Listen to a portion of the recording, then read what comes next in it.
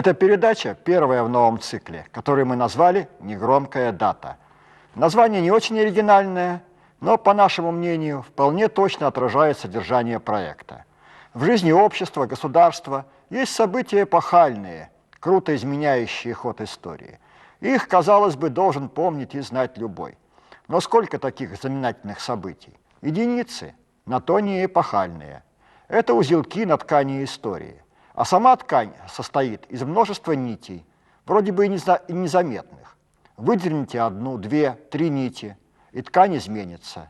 Наш рассказ как раз об этих нитях истории.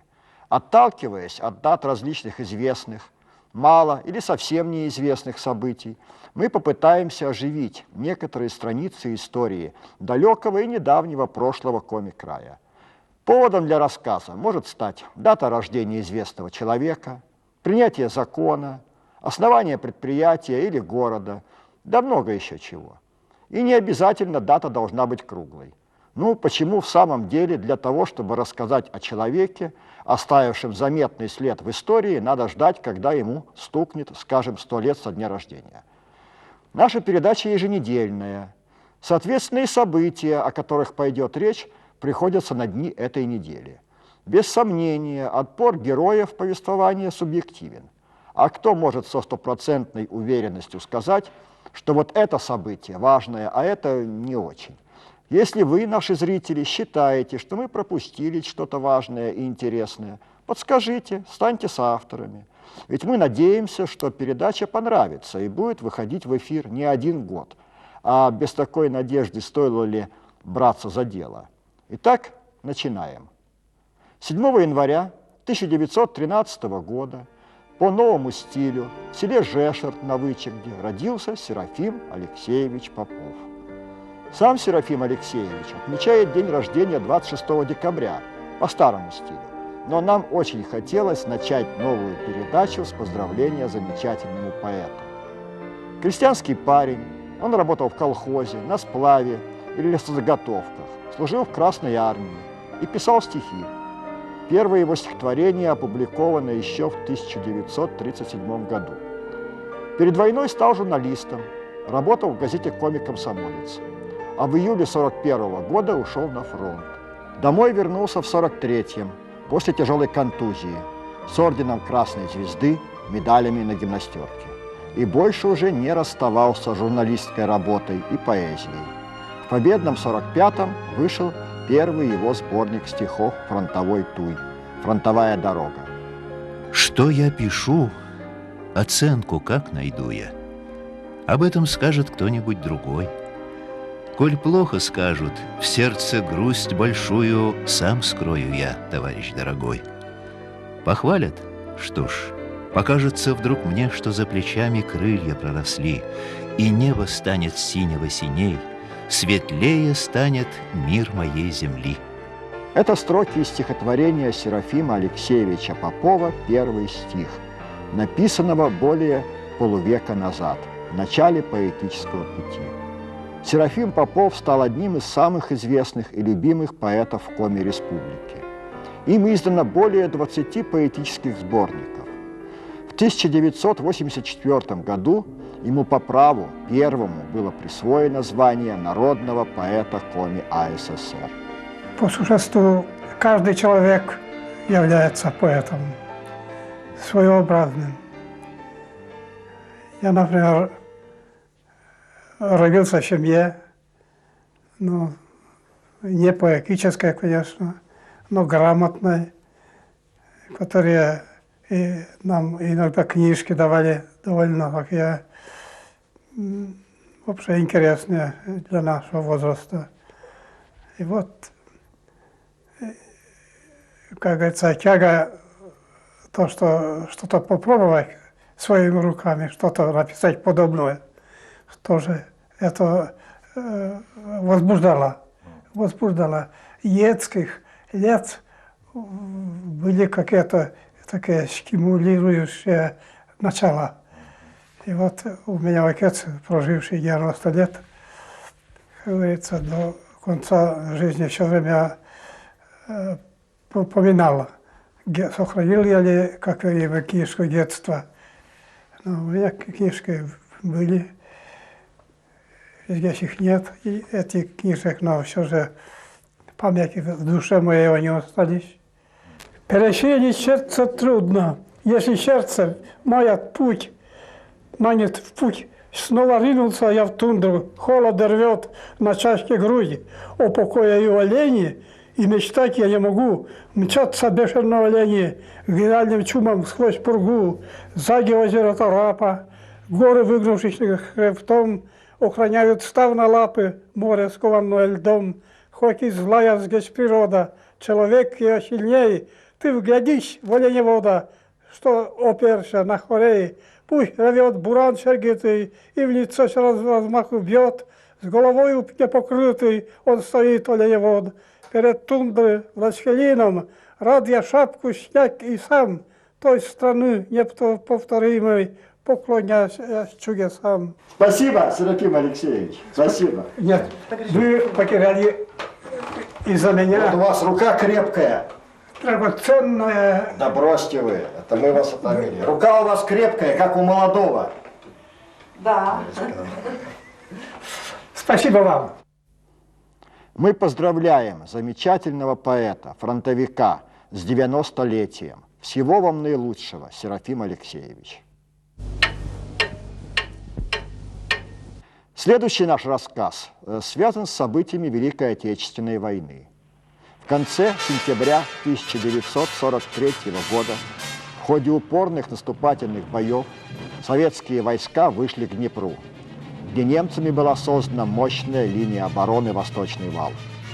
Советское командование отдало приказ сходу, почти без подготовки, начать форсирование Днепра. В битве за Днепр, продолжавшейся до декабря 1943 года, участвовали войска 5 фронтов. Ценой огромных потерь оборона немецких войск была прорвана. 6 ноября 1943 года был освобожден Киев. Битва за Днепр – одно из решающих сражений, определившее коренной перелом войны. За подвиги, проявленные в битве за Днепр, 2438 солдат и офицеров получили звание Героев Советского Союза. Такого количества награжденных за одну операцию за всю войну больше не было. Среди награжденных 5 человек, чья судьба связана с нашей республикой. 10 января 1944 года звание Героя Советского Союза было присвоено Алексею Ивановичу Черкасову и Семену Алексеевичу Сердитову. Немного нарушив хронологию нашей передачи, забежим вперед и отметим, что 15 января 1944 года героями Советского Союза стали Виктор Иванович Лобанов, Петр Сергеевич Сафронов, Алексей Дмитриевич Данилов. Семен Сердитов – уроженец села Ношуль Прилузского района. Звание Героя Советского Союза ему присвоено посмертно. Сердитов погиб в боях за Днепр 18 октября 1943 года. Алексей Данилов – тоже уроженец нашей республики. Он родился в селе Ужга Кайгородского района. С 29 года жил в Мордовии, откуда и ушел на фронт. Алексей Данилов погиб 13 января 1944 года в боях за город Калинковичи в Белоруссии за 2 дня до присвоения ему звания Героя Советского Союза.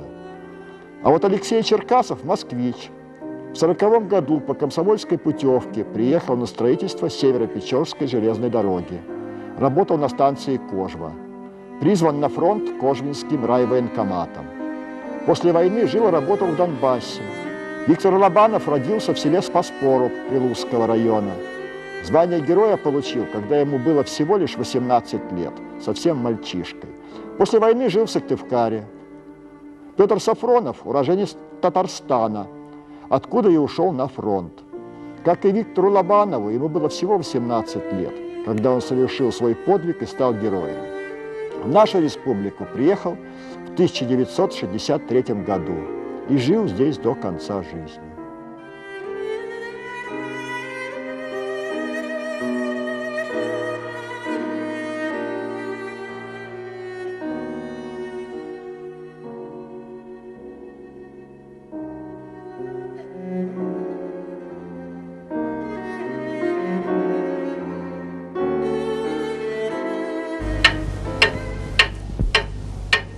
С 8 по 13 января 1921 года в Иссысольске проходил первый Всезарянский съезд коммунистов, в работе которого принимали участие 42 делегата.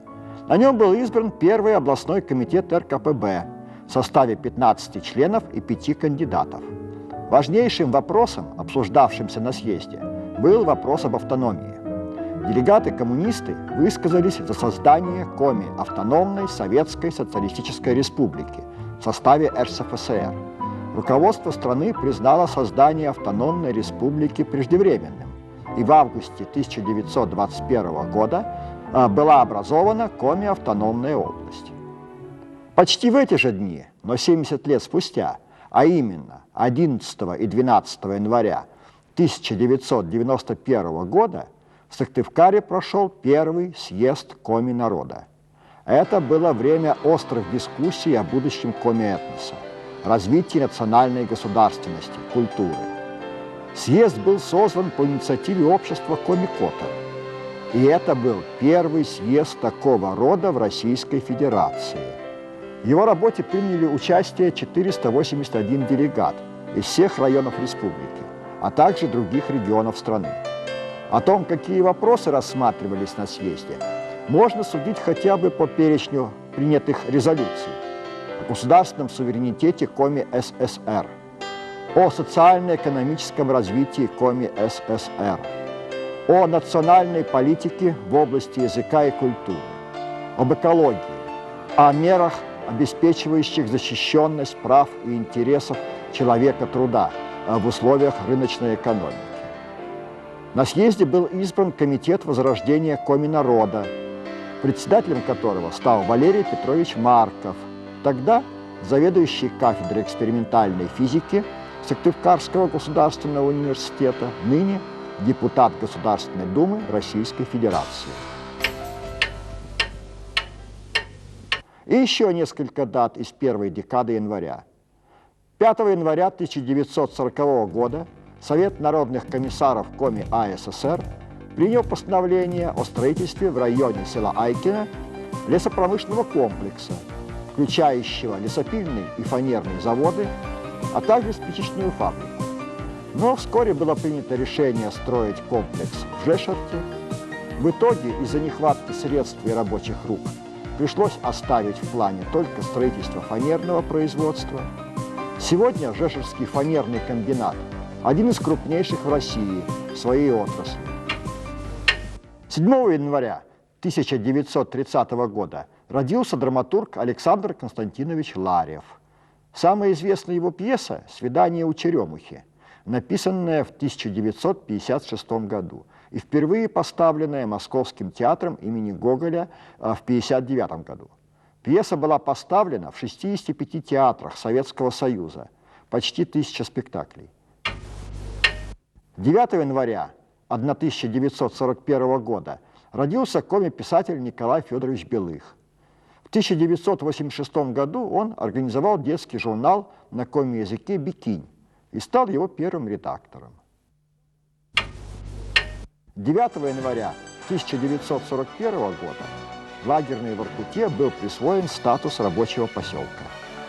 К этому времени заключенные добывали уголь на Воркуте уже почти 10 лет. Через 2 года, в 1943 году, Воркута станет городом.